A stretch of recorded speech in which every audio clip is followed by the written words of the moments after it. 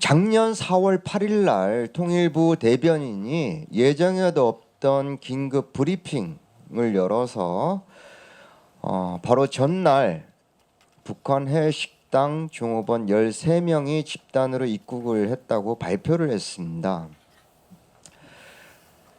그리고 이들이 이 집단 입국을 한 동기에 대해서는 한국의 TV, 드라마, 영화를 보면서 북한 체제 선전의 허상을 알게 되고 한국을 동경하게 돼서 입국을 했다, 이렇게 발표를 했고요.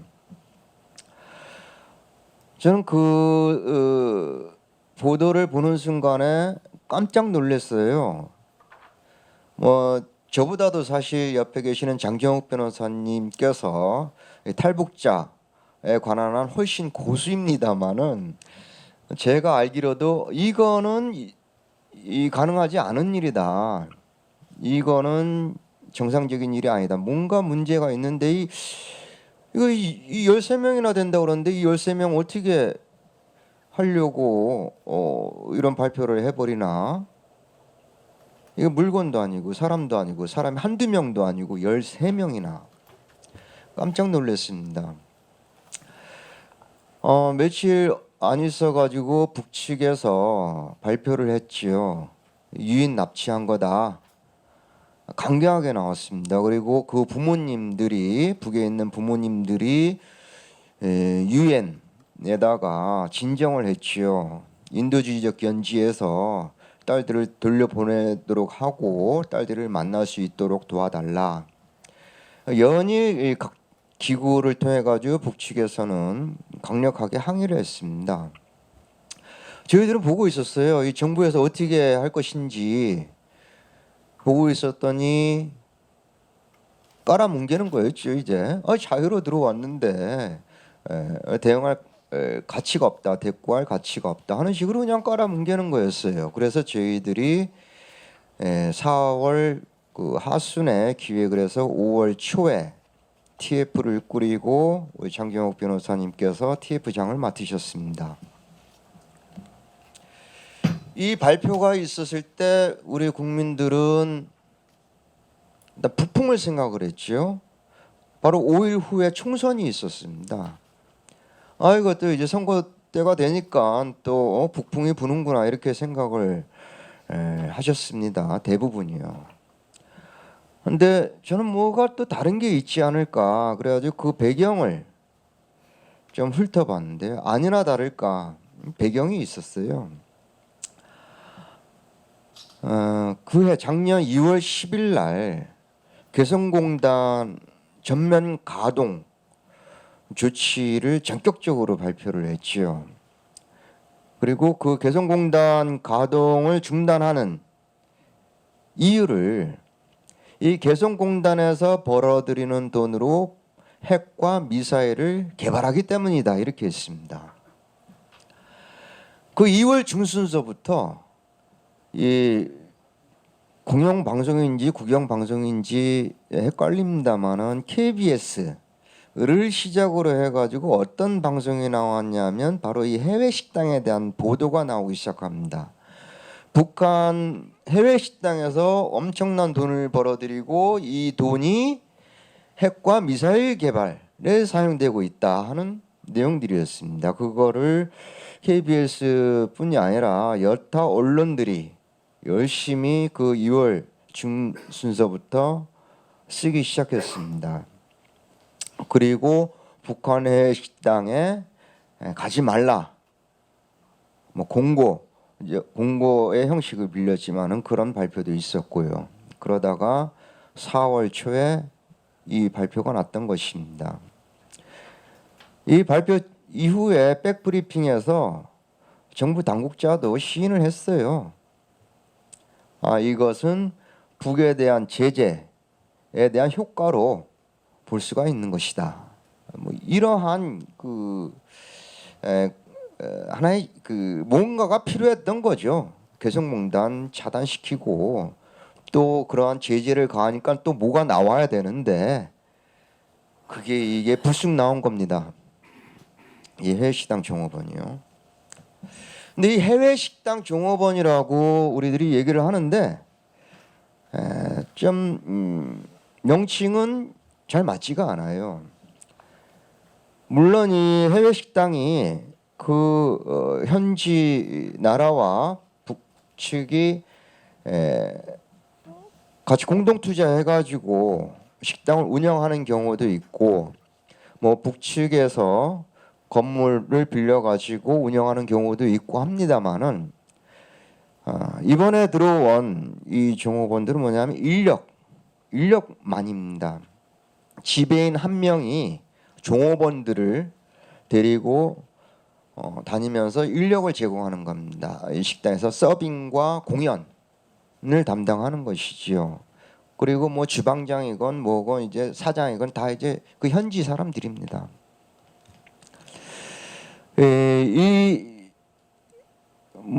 뭐 알려져서 뭐 이러면 얘기해도 뭐 괜찮겠죠. 또 개명도 했으니까요. 허강일이라는 이 지배인이 19명의 종업원들을 여자 종업원들을 데리고 이제 중국에 나왔습니다. 그래서 처음 일을 한 곳이 옌지였어요. 연길. 그 식당의 사장도 저희가 연길에 가서 만나보곤 했습니다만은 이 사장님은 자기가 외부에 드러나는 것을 극도로 경계하고 계십니다. 이 발표가 있고 난 다음에 이 사람이 한국을 자주 드나드는데, 그리고 한국으로부터 5년짜리 비자를 받아가지고 한국을 자주 드나드는데 비자를 안 내주더라는 겁니다. 그래서 또 여러 가지 좀 뭐가 있었는 모양이에요. 그래서 제가 어느 식당인지 누구인지를 외부적으로는 말씀을 못 드립니다만은 그 옌지에서 일을 했습니다. 대개 계약 기간은 2년으로 잡고 일을 하는데 3년으로 잡고 일을 하는데요. 그 사람들이 그 옌지 식당에서 일을 하다가 3년 계약이 다 끝나기도 전에 도망친 일이 있었습니다. 그때도 종업원들은 몰랐어요. 그때도 허강일이가 지금 우리 식당을 옮긴다, 근무지를 옮긴다, 짐 싸라 그래가지고 어느 날 갑자기 기차를 타고 가다가 그 하얼빈으로 가고 있었어요. 잡혔어요. 이 허강일이 또 머리가 좋아가지고 추적당할 줄 알고 출발할 때 휴대폰에 배터리도 이제 빼놨답니다. 그런데 그 부인이 휴대폰을 그대로 갖고 있었고 식당 주인이 사장이 전화 걸었을 때 휴대폰을 받으면서 위치 추적이 돼가지고 하얼빈 쪽에서 잡혔어요. 그래가지고 옌지로 복귀가 됐습니다. 중국 공안하고 북측에서 조사를 해본 결과 종업원들은 아무것도 모르고 그때 이 지배인 지시에 따라서 움직였던 것이라는 거 확인이 됐고, 그래서 중국의 당국에서는 그 식당 주인에게 지배인은 교체를 하고 그 종업원은 계속 고용을 해도 된다라고 했습니다. 근데 식당 주인이 머리가 너무 아프다, 그냥 다 돌려보내라 그래가지고 다 일단 북쪽으로 다 송환이 됐어요. 송환됐는데 이 지배인이 수단이 좋아가지고 한 달여 만에 다시 중국에 들어와서 이 닝보의 류경 식당에 있었던 겁니다. 그리고 일을 한 지 불과 몇 개월 만에 한국에 들어온 것이죠. 그 들어올 때는 그 옌지에 일할 때 옌지 때부터 알고 지내던 국정원 직원하고 계속 소통하면서 국정원 직원의 도움을 받아서 비행기를 탔습니다. 그 4월 5일 날 저녁 비행기를 이제 타고요. 그 자정 좀 넘은 시간에 쿠알라룸푸르에 도착을 했습니다.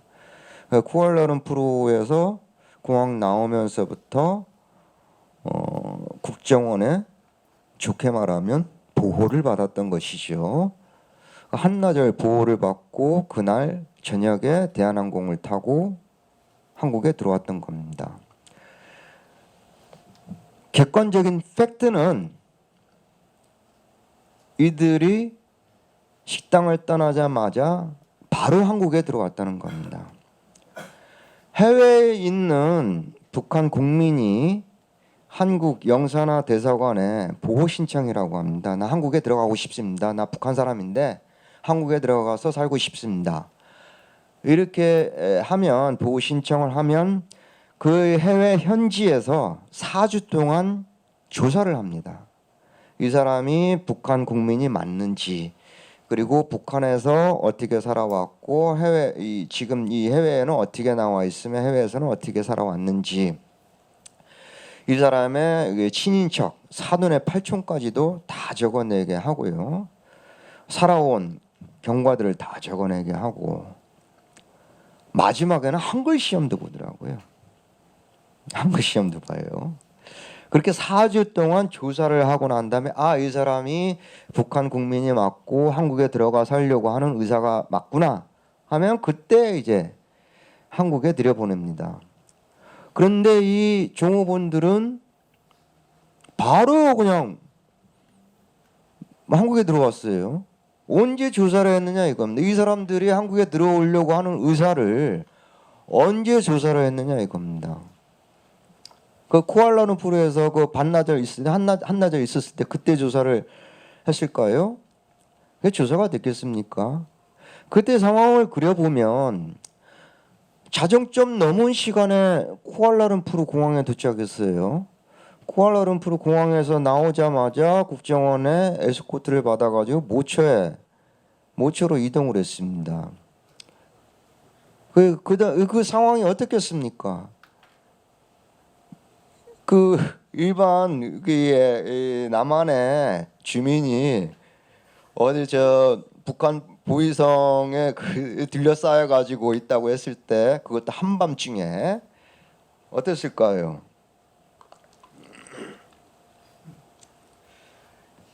저희가 알기로는 그때 서류 한 장 받았을 겁니다. 한국에 들어가고 싶다는 그 자필로 된 한 장 받았을 거예요 아마. 안 그러면 이 사람들은 뭐 방법이 없지 않습니까? 이 사람들은 생과 사를 생각하는 그런 순간이었을 겁니다.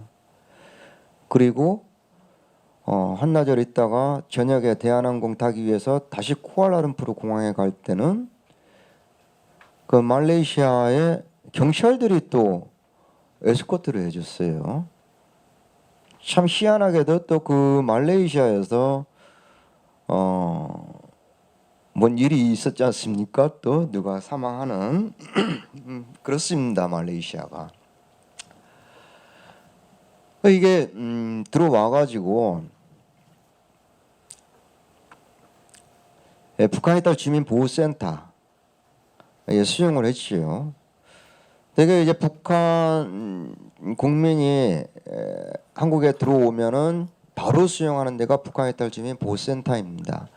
최장 6개월 동안 수용하면서 조사를 하지요. 거기에서 간첩 조작도 일어나고 그렇습니다. 사실 이 해외식당 종업원 얘기를 하게 되면은 북한 이탈 주민 보호센터라는 것을 얘기를 안 할 수밖에 없는데, 사실 그 내용까지 붙이다 보니까 100페이지가 넘어가서 그거는 뺐습니다. 다음 기회에 말씀드릴 수 있는 시간이 있으면 북한 이탈 주민 보호센터에 대해서도 얘기를 했으면 좋겠고, 그 개정안이 발의가 된 상태입니다. 발의가 되면은 또 뭐 뒷얘기지만은 뭐 또 남아 있는 얘기가 있지 않을까도 싶은데, 아무튼 북한의 딸 주민보호센터에 수용이 됐어요. 제 4월 달에는 이 지배인이 종업원 12명을 만나는데 문제는 없었다고 합니다. 뭐 식당에서도 만나서 같이 밥도 먹고 뭐 같이 산책도 할 수 있었고 했다고 해요. 저희가 5월 하순에 인신보호구제 청구를 했습니다. 중앙지법에. 그 즈음부터 해가지고 국정원에서 그 지배인과 종업원들을 격리를 시켜놨어요. 못 만나게 했습니다. 그러니까 이 지배인이 좀 성질이 들었거든요. 아깝거렸겠죠. 아깝거렸겠는데 그게 국정원에게 통하겠습니까? 이제 뒤지게 혼났겠죠. 그러니까 이 지배인이 여기 나가기만 해봐라 그러면서 나갈 날만 기다린 겁니다. 못 봤대요. 4월 달 들어가가지고 5월 하순서부터인가 이제 못 봤다는 겁니다. 그럼 와중에 이제 조사가 끝났으면은 국정원은 이제 하나원으로 보냅니다. 하나원으로 보내야 되는데 하나원에 보내지를 않아요. 그러면서 국정원이 자기들이 계속 정착 지원도 하겠다. 여기서 조사 끝났는데 정착 지원도 계속 하겠다 그럽니다. 국정원장이 정착 지원을 할 수는 있습니다. 법령상 규정은 있어요. 그런데 국정원장이 하나원에 보내지 않고 통일부가 관할하는 하나원에 보내지 않고 직접 정착 지원을 하는 그 이유는 국가안전보장에 현저한 우려가 있는 케이스여야 합니다. 국가안전보장에 현저한 우려가 있는 경우이어야만 국정원장이 하나원에 보내지 않고 직접 정착 지원할 수 있습니다. 그래서 제가 고발했어요. 국정원장을. 이 직권남용이다. 아니 식당에서 서빙하고 공연하던 이들이 무슨 국가안전보장하고 무슨 관계가 있다고 하나원에 안 보내고 제가 직접 정착 지원하겠다고 계속 붙들고 있느냐. 근데 고발을 했는데 작년 늦여름에 고발을 했는데 아직까지도 검찰에 그냥 있습니다. 결정이 안 되고. 이게 좀 이게 정권도 바뀌고 그랬는데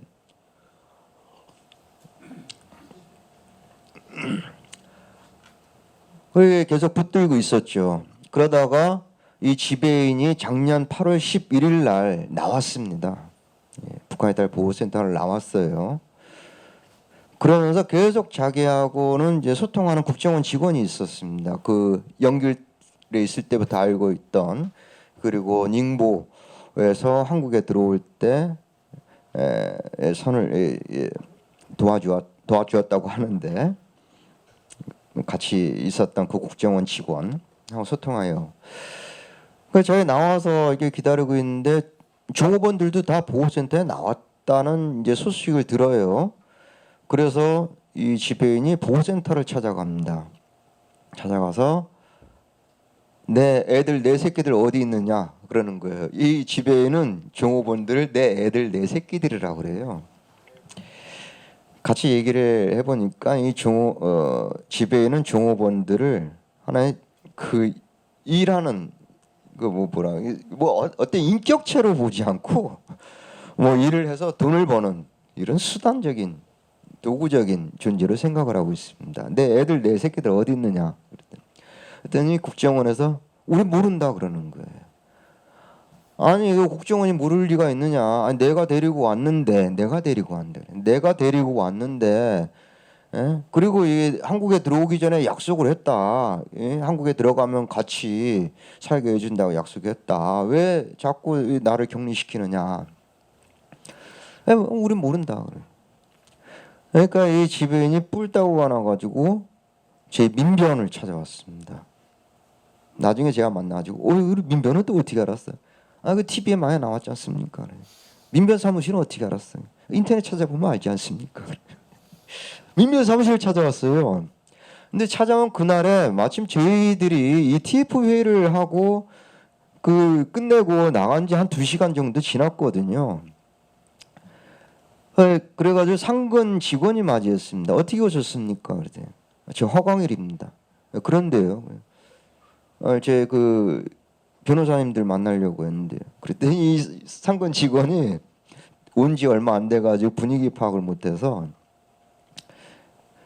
우리 변호사님들은 종업원들 찾지 지배인 안 찾는데요. 그러는 거예요. 그러니까 이 지배인이 국정원에서도 찐빵을 먹고 민변에서도 찐빵을 먹고 그래. 그래서 자기 휴대폰 번호를 거기다 적어놓고 나왔어요. 나와가지고 민변 건물을 사진을 찍습니다. 찍어가지고 국정원에다가 보내요.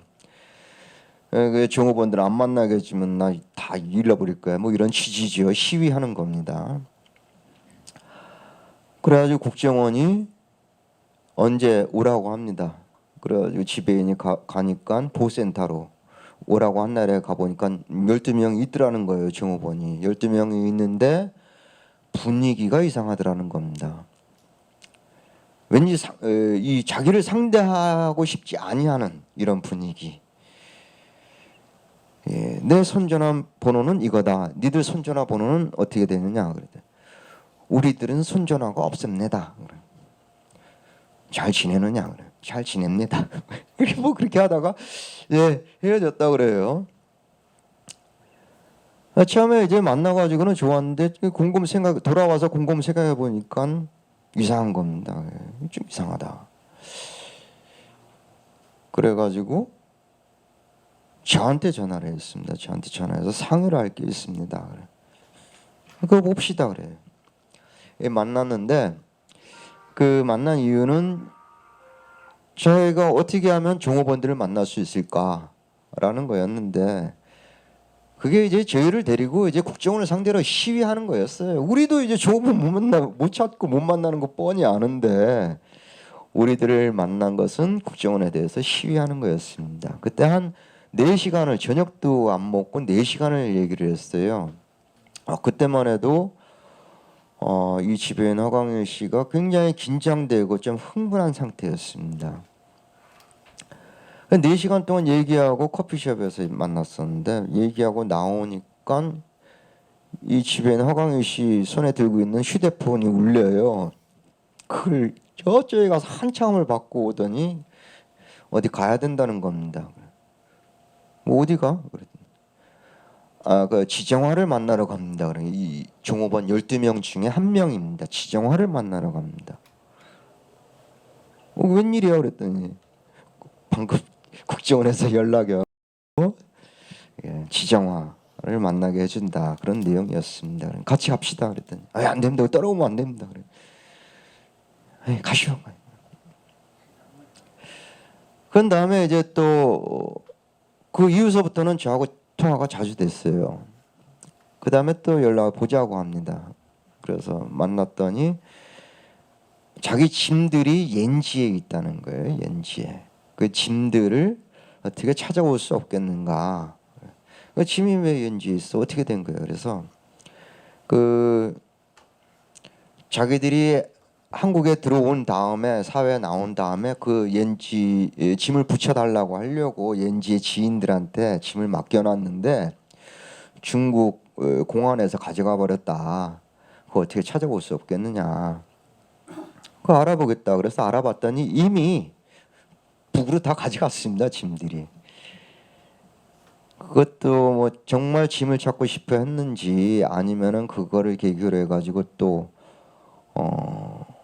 무슨 꿍꿍이가 있었는지 모르겠습니다만은 그렇게 두 번째 만나고 그 다음 날에 한겨레에서 저희들이 제공해줬던 정보였는데 그 닝보에서 말레이시아로 올 때 비행기 값을 국정원이 대줬다. $10,000를 대줬다 하는 거를 한겨레 신문에서 냈어요. 제가 그거 내지 말라고 그렇게 신신당부했는데 야 그거 내지 마라. 그 김모 기자였는데 그거 내면 이제 이 허광일이하고 나하고 이제 선 끊어진다. 허광일이 나한테 연락 안 할 거다. 지금 그 종업원들을 만날 수 있는 유일한 끈이 지금 허광일인데 허광일 계속 만나야 되는데 그 기사 나가면 이거 못 만난다.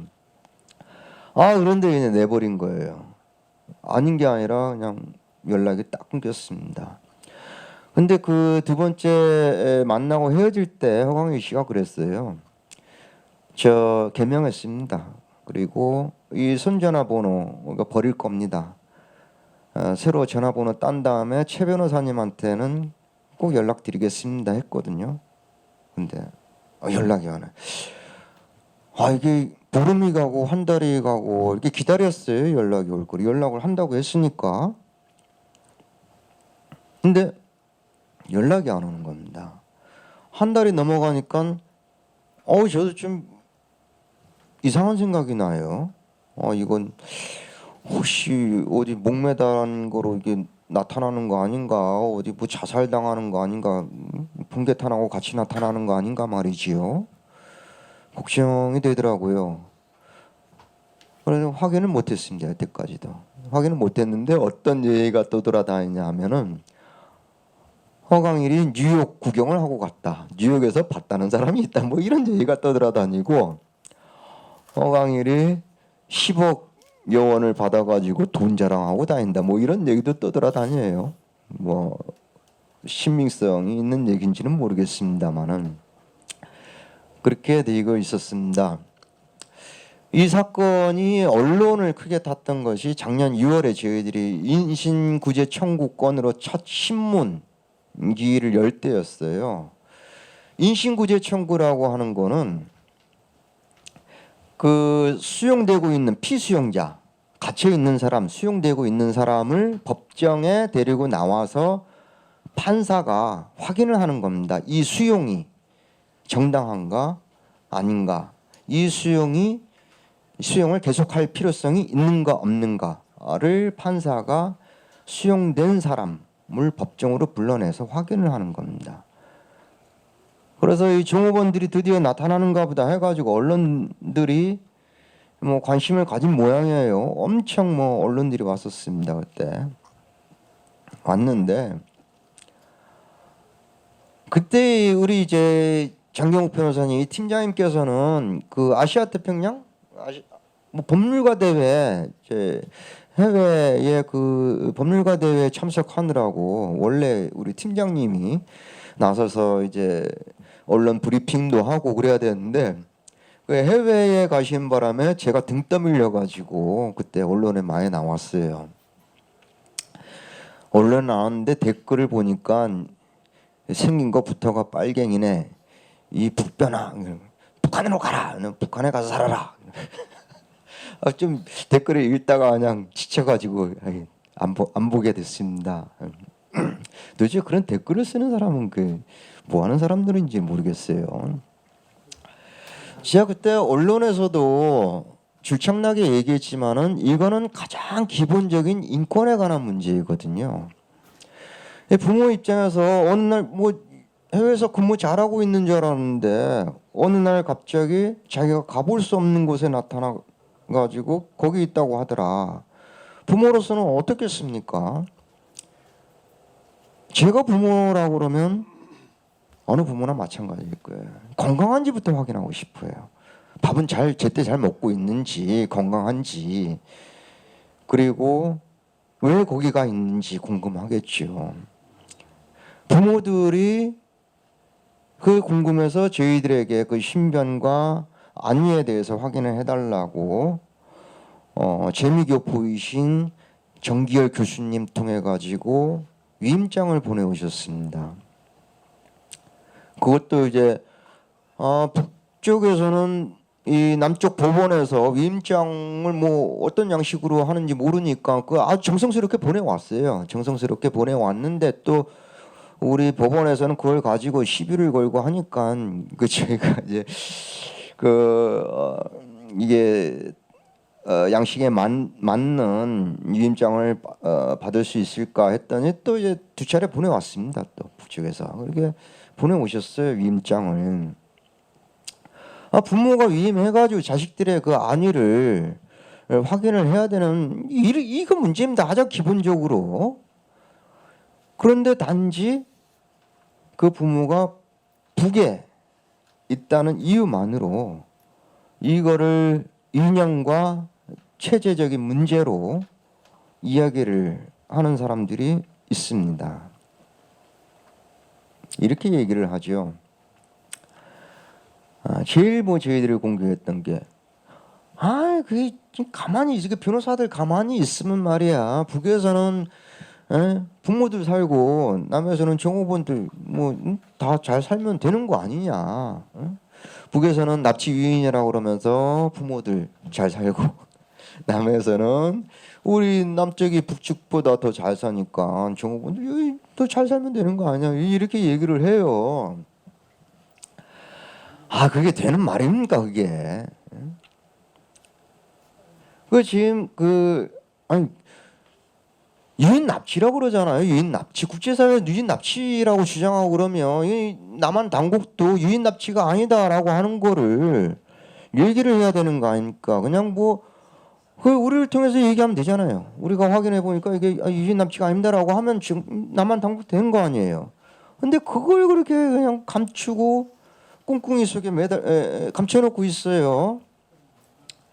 그리고 그 12명 중에 단 한 명이라도 자유로 들어오지 않은 사람이 있다 그러면 그 사람 돌려보내야 됩니다.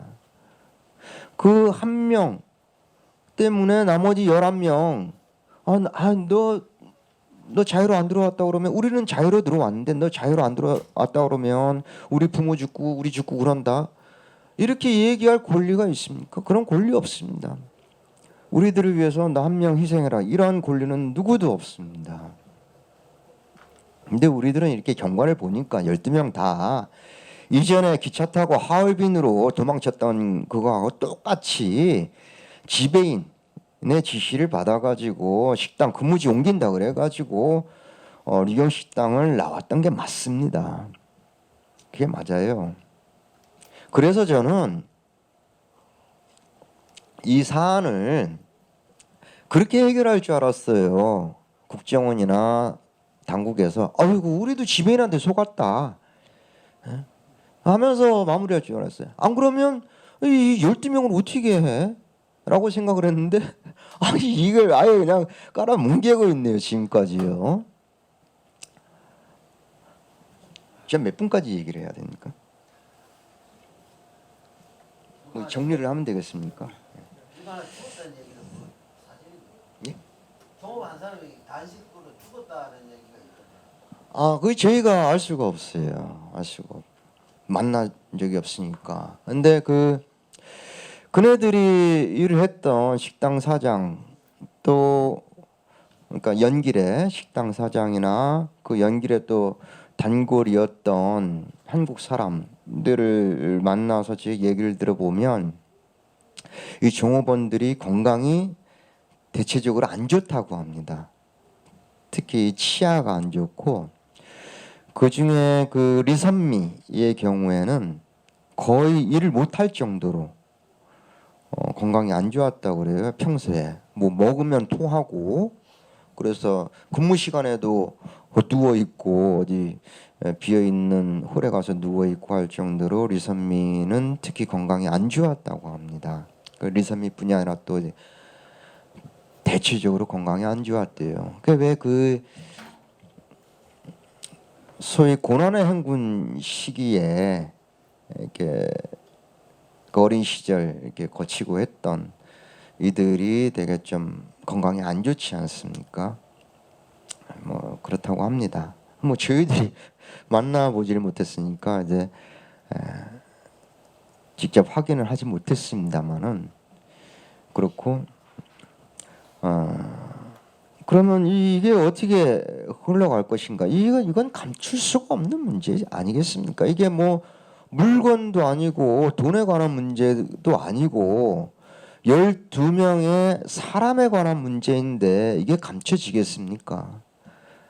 그러면 또 이런 생각을 할 수도 있겠죠. 그럼 왜 그네들은 스스로 안 나타나? 사회에 나왔다고 하면 왜 민변에도 연락을 안 하고 왜 스스로도 안 나타나? 우리는 거기에 대한 답을 가지고 있습니다. 왜 이들이 가만히 있을까? 북한 이탈시민센터에 들어가는 순간에 국정원은 이들을 세뇌했습니다. 얘네들은. 너희들은 다시는 북에 돌아가지 못한다. 너희들은 죽어나 사나 이 남쪽에서 살아야 된다. 그러면 결국 니들이 밖으로 외부에 공개적으로 얘기를 하게 되면 너희들은 북에도 못 돌아가고 북에 있는 네 부모들은 다 죽는다. 그러니까 니들이 외부에 안 나타나는 게 다 좋은 거다. 이렇게 세뇌가 되어 있습니다. 분명히. 근데 그게 사실이 아니라는 것을 빨리 깨달아야 될 텐데요. 그래서 저희들이 정부 당국자들 통일부에 또 국정원에 또 경찰 보안국에 그랬습니다.